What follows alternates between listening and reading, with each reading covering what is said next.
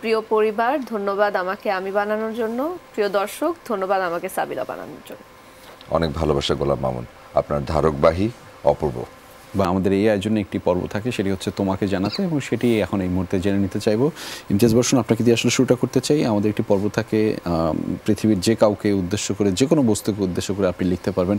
আজ আপনি কাকে উদ্দেশ্য করে লিখেছেন আমি একটু দেখতে চাই, শোনাতে চাই দর্শকদের। আমি সবসময় মানে নতুনদেরকে নিয়ে লিখে, এর আগেও লিখেছিলাম, এবারও আমি তাই করেছি। আমার ভাবনায় ওরাই আসে সবসময়। প্রিয় নতুন ভাবনা সমস্ত লেখক, চিন্তক, নির্মাতা সকলের জন্য অশেষ ভালোবাসা। আমার প্রার্থনায় আপনারা আছেন। আপনাদের নতুন ভাবনার পৃথিবী যেন শান্তির, ভালোবাসার পৃথিবী হয়। ইতি ইমতিয়াজ বর্ষণ, 12/6/2024। ধন্যবাদ। এবং সেটি যদি বাংলাদেশের জন্য হয়, বাংলাদেশকে এগিয়ে নিয়ে যায়। শিহাব শাহীন ভাই, আপনি কাকে উদ্দেশ্য করে লিখেছেন, কি লিখেছেন আমরা একটু যদি জানি চিঠিটা?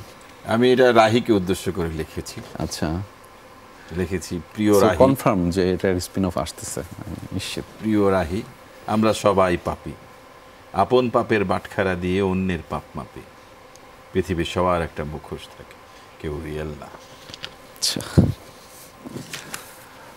রাহি আপনি কি গোলাম মামুন?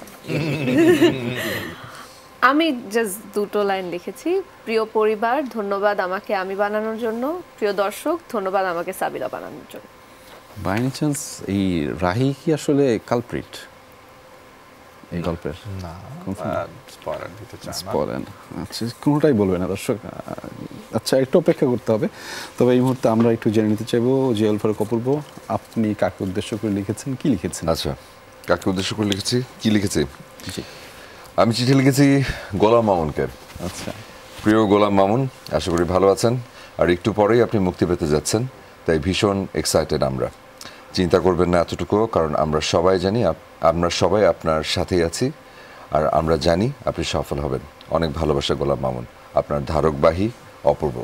বাহ, দুর্দান্ত। থ্যাংক ইউ অপূর্ব ভাই।